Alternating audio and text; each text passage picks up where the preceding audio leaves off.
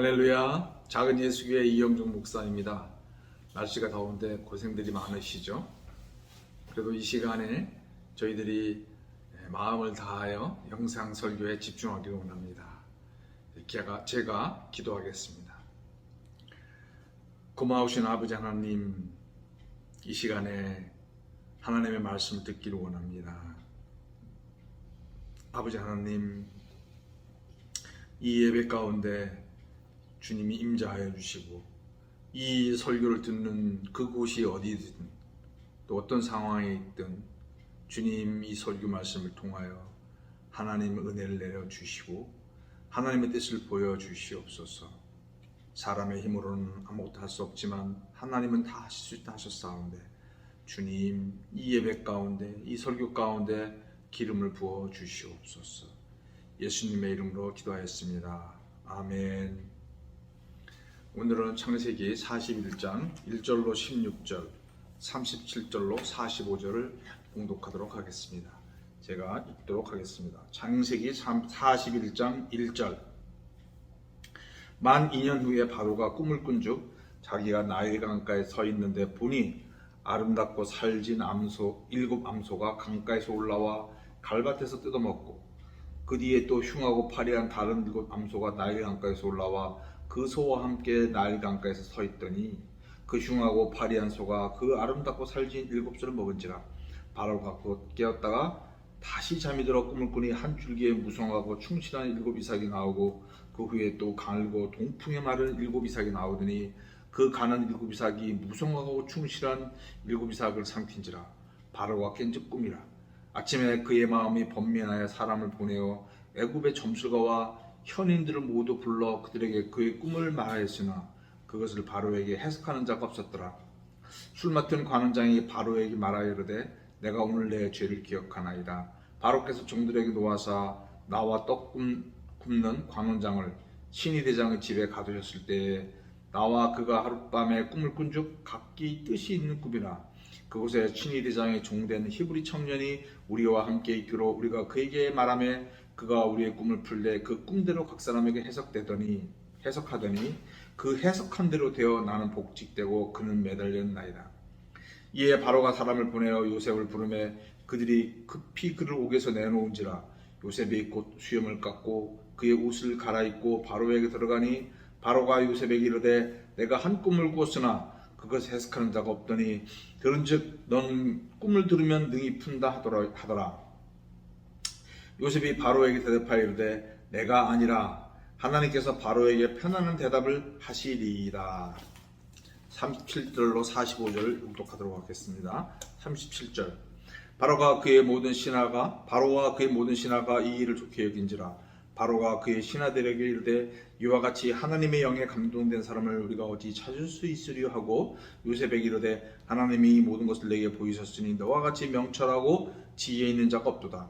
너는 내 집을 다스리라. 내 백성이 다 내 명령에 복종하리니 내가 너보다 높은 것은 내 왕자뿐이니라. 바로가 또 요셉에게 이르되 내가 너를 애굽 온 땅의 총리가 되게 하노라 하고 자기의 인장 반지를 빼어 요셉의 손에 끼우고 그에게 세마포 옷을 입히고 금사슬을 목에 걸고 자기에 있는 버금술에 그를 태우매 무리가 그의 앞에서 소리 지르기를 엎드리라 하더라. 바로가 그에게 애굽 전국을 총리로 다스리게 하였더라. 바로가 요셉에게 이르되 나는 바로라. 애굽 온 땅에서 내 하락이 없이는 수족을 놀릴 자가 없음이라 하고 그가 요셉의 이분을 사분한 바네이라 하고 또 온의 제사장 보디베의 딸 아스나스를 그에게 주어 아내로 삼게 하니라. 아멘. 지난 40장 말씀 가운데서 요셉이 술 맡은 관원장에게 그가 복직이 된다면 자기의 억울함을 기억하여 주시고 이 감옥에서 풀어달라고 간곡한 부탁을 하였습니다. 그러나 그 술 맡은 관원장은 복직되자마자 그 요셉과의 약속을 까맣게 잊어버렸습니다. 요셉의 마음은 참 새카맣게 차들어갔겠죠. 그 이제 관원이 복직되자마자 됐던 얘기 들었을 때 얼마나 기뻤을까요? 그러나 한 달, 두 달 지나고 1년이 지나도 아무런 연락이 없었을 때에 요셉의 마음은 참 절망스러운 마음이 되었을 것 같습니다. 그러나 그의 마음이 어떤 마음인지 모르지만 하나님은 그가 만 2년을 지내도록 그냥 두셨습니다. 아직 그 당시에 요셉의 상태를 보면 그가 여전히 사람을 의지하고 있는 것을 보게 됩니다. 하나님께서 능력을 주셨고 해석할 수 있는 능력을 주시고 함께 하셨지만 그 함께 하신 하나님께서 하나님의 때에 하나님의 방법으로 자기의 문제를 해결해 주실 것이라고 온전히 믿지 못하고 사람을 의지하여서 사람에게 부탁하는 그런 요셉의 모습을 보게 됩니다. 그것은 또한 저 이영종 목사의 모습이기도 합니다. 하나님을 믿지만 그러나 제 눈앞에 보이는 사람들의 능력이 더 제 눈을 당기는 것을 보게 됩니다. 그래서 하나님께 간절히 의지하고도 사람의 눈치를 보고 사람에게 도움을 청하는 그러한 연약한 모습을 저 이영종 목사도 갖고 있습니다. 자, 이제 41장에서는 하나님께서 이 요셉을 훈련시키시는데 좀 더 시간을 들이신 이후에 만 2년이 됐을 때 바로에게 꿈을 허락하십니다. 이제 우리가 이 41장 내용은 이미 잘 알고 있는 내용들이죠. 바로가 꿈을 꿨고 그 꿈을 해석할 사람이 애굽에 아무도 없었습니다. 그러던 차에 이 술 맡은 관원장이 2년 전 일이 기억나면서 요셉을 데리고 오죠. 그리고 요셉이 그 바로의 꿈을 해석하면서 이 문제를 해결하기 위해서 그가 제안까지 합니다. 그 얘기를 듣자 바로가 바로 그 자리에서 요셉을 애굽 총리로 삼고 그 다음에 온 제사장의 딸과 결혼시키는 해피엔딩으로 끝나게 됩니다. 이 부분을 이제 많은 목사님들이나 설교가들이 이용하죠. 꿈을 꾸자. 꿈을 꾸는 사람은 하나님께서 사용하신다. 꿈은 반드시 이루어진다. 우리가 어떤 상황에서도 꿈을 꾸며 살아야 된다. 뭐 이런 그 꿈과 연관된 이런 내용들을 많이 얘기합니다. 저도 이 설교를 준비하면서 이 설교가 우리 한국인에게 도대체 어떤 매력이 있을까? 우리 한국은 유교 사상이 있습니다. 유교 사상의 최대 하이라이트는 입신양명입니다. 그의 몸이 세워지고 이름이 알려지는 것, 가문이 세워지고 이름이 알려지고 자녀가 잘 되는 겁니다. 이 요셉의 이야기는 한국인 정서에 딱 맞습니다. 극적인 반전이 일어나는데요. 그 반전도 서서히 일어나는 게 아니고 순간적으로 일어나는 거예요. 한국인의 급한 성미에 딱 맞습니다. 그리고 한국인이 원하는 거예요. 아주 좋은 관직을 차지하는 건데 그것도 적당한 관직이 아니라 임금 다음에 아주 높은 관직. 이거는 조선시대 때부터 한국인들이 바랬던 그런 입신양명의 아주 대표적인 경우죠. 그리고 그 당시에 온해 제사장의 제사장이라 하면은 그 당시에 왕들이 애굽의 바로들이 그런 그 집안의 딸들이나 사람들하고 결혼을 했습니다. 그래서 굉장히 하이 클래스의 그런 집안이 되겠습니다. 그래서 좋은 관직에 좋은 아주 엄청난 좋은 가문의 딸과 결혼했고 아들도 둘씩 낳았다. 이 얼마나 해피엔딩이면서 한국인의 정서를 자극하는 그런 내용이 되겠습니까? 그래서 이제 많은 이 목사님들이나 설교가들이 많이 이 부분을 인용합니다. 그래서 요셉을 닮자. 어떤 일이 있어도 포기하지 말자. 그러나 제가 이 부분을 설교를 준비하면서 자세히 설교를 준비하면서 참 제가 회개를 많이 했습니다. 먼저 제 자신의 깊은 곳에 그런 입신양명, 그런 그 세상적으로도 잘 되는 것을 제가 꿈꾸고 있는 거예요.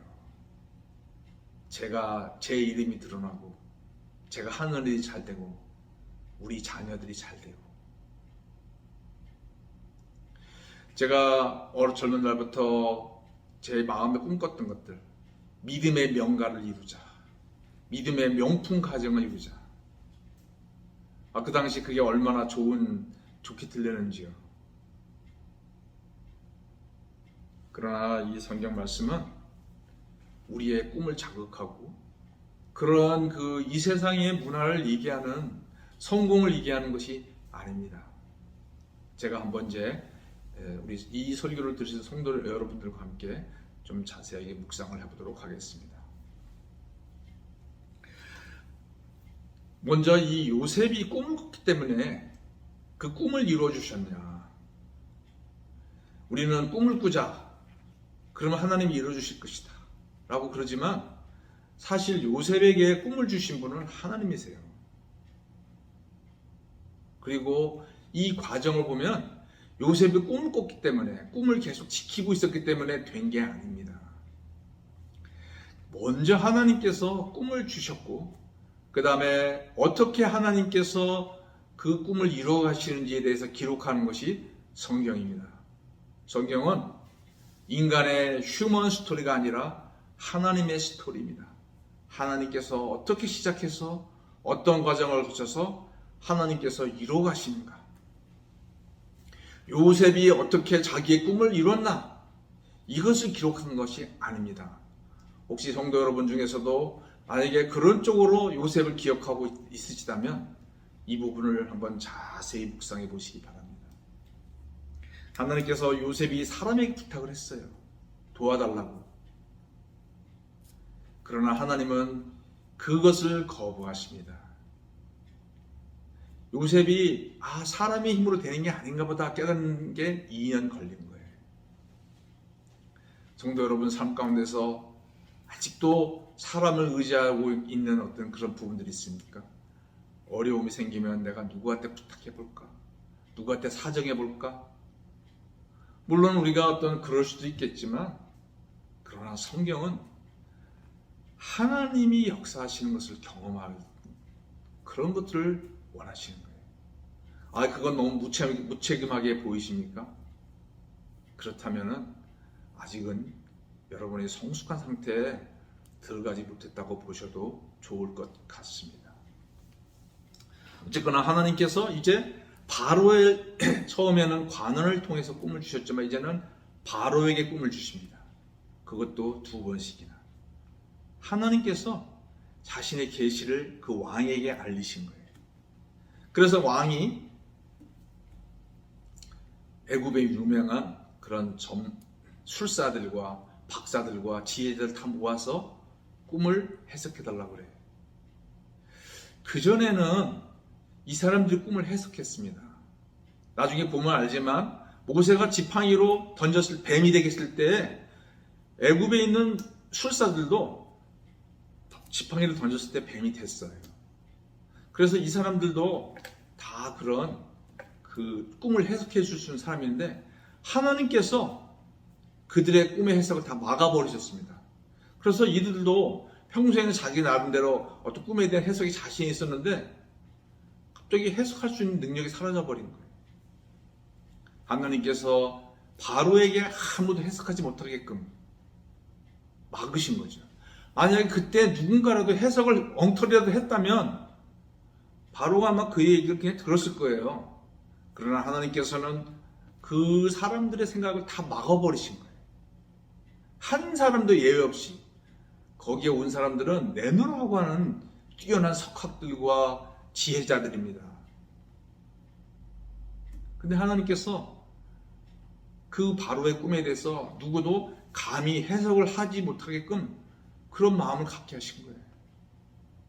누군가 그 온 사람들 중에 좀 바로한테 아부해보기 위해서 뭐라고 얘기해볼 수 있는 사람이 있을 수도 있잖아요. 그 모인 사람이 애굽의 모든 3.8절에 보면 애굽의 점술가와 현인들을 모두 불러 얘기했어요. 그렇기 때문에 거기 온 사람들 중에서는 틀림없이 바로에게 때는 이때다 하고 바로에게 아부라도 할 수 있는 그런 사람이 있을 수도 있는 거예요. 그러나 하나님께서는 그것조차도 막으셨습니다. 아무도 해석을 못하는 거예요. 그리고 세 번째는 술 맡은 관원장의 기억을 회복시키십니다. 그가 2년 전에 잊어버린 것은 그가 기억력이 나빠서 잊어버린 게 아니라 하나님께서 역사하신 거예요. 그리고 하나님의 때가 됐을 때에 그 사람의 기억을 회복시키십니다. 우리가 사람이 똑똑해서 생각 잘하고 또 예측하고 하는 것 같지만 하나님께서 허락하셔야 우리가 기억을 하고 예측하는 것이지, 하나님이 막으시면 아무것도 할 수가 없다는 것을 성경은 간접적으로 보여주고 있습니다. 여러분은 자신이 총명하다고 생각하십니까? 또 내 판단은 괜찮다고 그렇게 스스로 생각하고 계십니까? 그것은 하나님께서 허락하셨기 때문에 우리의 총명이 작동을 한 것이지, 하나님이 허락하지 않으시면 그 총명이 작동하지 않습니다.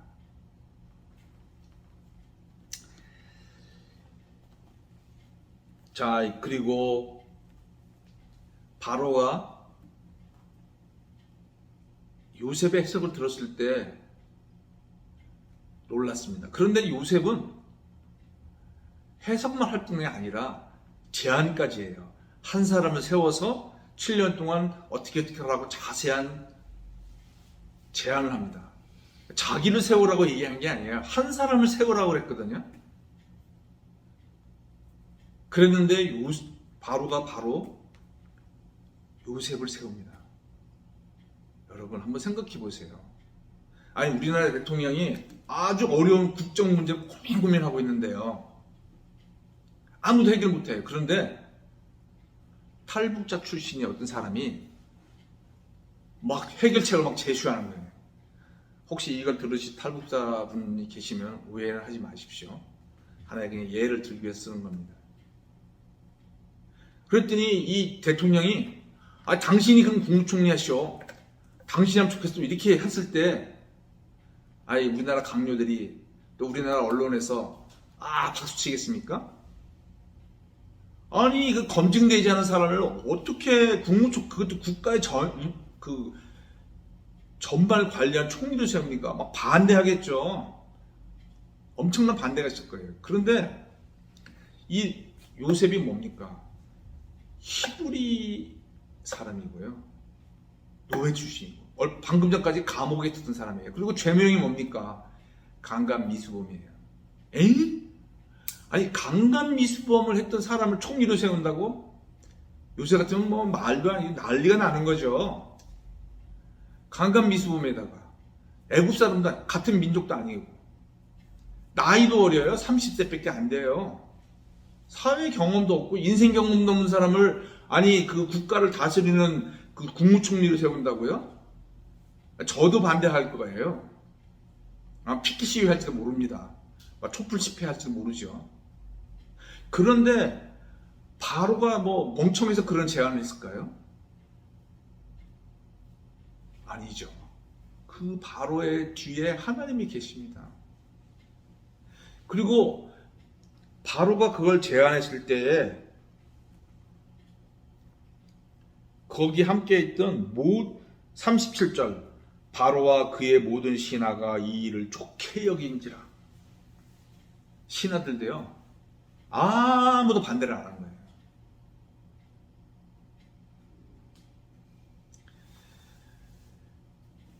그리고 갑자기 총리가 됩니다. 우리가 보통 사회적으로 출세하려면 바닥부터 이렇게 단계적으로 성장하는 거 있잖아요. 요셉은 그 순식간에 신분의 반전이 있게 됩니다. 이것은 사람의 노력으로 할 수 있는 게 아닌 거예요. 하나님께서 100% 다 하신 거죠. 요셉이 꿈을 꾸고 꿈을 이루어야겠다고 막 애를 쓰고 노력해서 된 게 아닌 거예요. 성도 여러분, 하나님께서 100% 하셨기 때문에 그게 가능합니다. 왜 그렇게 해주셨나요? 잘 먹고 잘 살고 자식이 잘 되라고 그런 건가요? 아니죠. 하나님의 뜻을 이루기 위해서 그런 겁니다. 성도 여러분, 그러나 꿈을 갖는 것은 나쁜 걸까요? 그렇지 않죠. 자, 우리는 그러면은 어떤 꿈을 가져야 될까요? 정말 성경에서 우리 그리스도인이 가져야 할 꿈은 무엇이겠습니까? 이 땅에 속한 것이겠습니까? 하나님과 연관된 것이겠습니까? 이미 꿈이 있어서 그 하나님이 주신 꿈을 자신의 꿈으로 여기고 살아계시는 성도님도 계신 줄 압니다. 그러나 아직 내가 그 꿈이 무엇인지 모르겠다고 하신 분이 있으시다면 하나님 앞에 간절히 기도하여 보시기 바랍니다.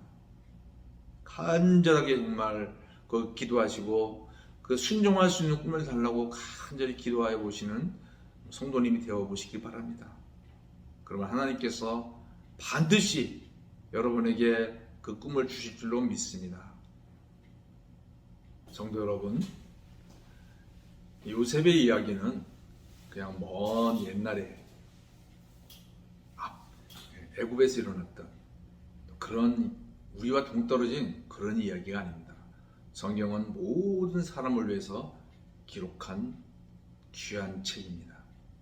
그리고 그것은 그 시대만 아니라 예수님의 재림 전까지 온 일을 이루어서 우리들에게 모든 것을 보여주시기 위한 하나님의 특별한 사람입니다. 요셉에게 하나님께서 어렸을 때부터 꿈을 주시고 인도하셨다는 얘기는 우리는 알고 있습니다. 그런데 성도 여러분 가운데는 아직 나는 꿈이 없다.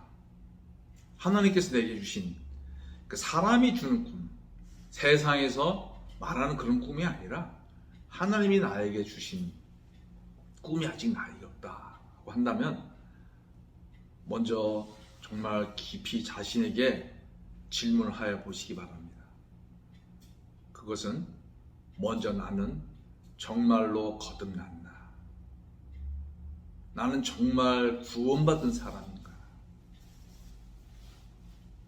정말 나는 천국과 지옥을 믿으며 정말 예수 그리스도가 없다면 나는 지옥에 갈 수밖에 없는 그런 심각한 죄인이며 예수 그리스도의 십자가의 보혈 외에는 나의 죄를 씻을 수가 없고 예수님을 나의 구주로 모시지 않고는 나는 성령을 받을 수 없으며 하나님의 자녀가 될 수 없다는 것을 정말 내가 고백을 해본 적이 있는가? 예수님께서 니고데모에게 사람이 거듭나지 아니하면 하늘나라에 들어갈 수 없다 그랬습니다. 다시 한번 정말 그런 꿈이 없으시다면 나는 정말 하나님을 믿고 있는가? 거듭났는가를 깊이 묵상해 보시기 바랍니다. 둘째는 거듭난 건 분명한데 잘 모르겠다. 그것은 그냥 종교 생활을 하시기 때문이라고 생각합니다. 기독교는 종교가 아닙니다. 기독교는 하나님과의 교감이 있는 종교예요. 내가 하나님과의 교감이 없다면 왜 그럴까요? 그것은 세상을 사랑하기 때문에 그렇습니다. 요한일서 2장 15절 16절에 이 세상과 그 세상에 있는 것들을 사랑하지 말라. 세상을 사랑하면 아버지의 사랑이 그 속에 있지 아니하니 이는 세상에 있는 모든 것이 육신의 정욕과 안목의 정욕과 이생의 자랑이라. 세상을 사랑하면 하나님의 사랑이 우리 속에 없다. 하나님의 사랑이 우리 속에 없으면 하나님과의 교감이 없는 거예요. 우리가 세상을 살면서 우리 육신을 입고 있기에 어쩔 수 없이 우리가 이 세상 속에 살아야 됩니다. 그러나 세상을 사랑한다는 건 무엇입니까? 내가 아침에 눈을 떴을 때 하나님이 생각나십니까? 길을 걸어갈 때에 예수님이 생각나십니까? 또 사람들과 얘기할 때에 내가 예수님의 마음을 잘 전달하고 있는지, 예수님이라면 어떻게 쓸는지 기도하시면서 대화를 하십니까? 부부간에 자녀와 대화할 때 여러분은 그냥 여러분의 생각을 이해하셔야 합니까? 잠언 3장 5절 6절에 너는 마음을 다하여 여호와를 의뢰하고 내 명철을 의지하지 말라. 성경은 명철을 의지 안 했으면 좋겠다. 이왕이면 하나님의 말씀을 해라 라고 그러는 것이 아닙니다. 마음을 다하여 여호와를 의뢰하라. 네 명철을 의지하지 말라. 명령하고 계십니다. 자동차 운전하는 사람이 있어요. 신호등은 안 지키고요. 자기 마음대로 운전한다고 봅시다. 어떤 끔찍한 일이 일어나겠습니까? 이 뉴스에서 그런 거 보죠. 술 먹으면 안 되는데, 또 불법 유턴하면 안 되는데, 내 생각에는 괜찮을 것 같은 거예요. 하나님의 말씀에 명철을 의지하지 말라. 마음을 다하여 여호와를 의뢰하라. 명령하시는데, 까짓 거 내가 지금까지 그렇게 안 해도 큰 탈 없더라. 그게 하나님과의 교감이 없는 겁니다. 저 이영종 목사도 정말 가슴을 치며 후회하며 회개합니다. 하나님과의 교감이 이영종 목사는 맞나요? 그렇지 않습니다. 저를 위해서도 기도하여 주시기 바랍니다. 제가 정말 무슨 낯짝으로 이런 설교를 하는지 정말 창피하기 짝이 없습니다. 용서하여 주시옵소서. 그래서 우리 그리스도인은 하나님께서 분명히 꿈을 주세요. 그것이 어떤 모양이든 그걸 꿈으로 갖고 산다면 이 땅에서 얼마나 행복하게 살 수 있겠습니까? 기도하겠습니다. 아버지 하나님, 오늘 저희들이 요셉의 삶에 대해서 깊이 묵상하였습니다.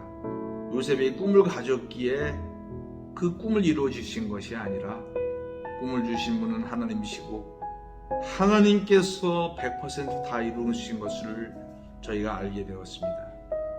아버지 하나님, 저희들의 인생의 주관자도 저희들이 아니라 하나님이신 것을 고백합니다.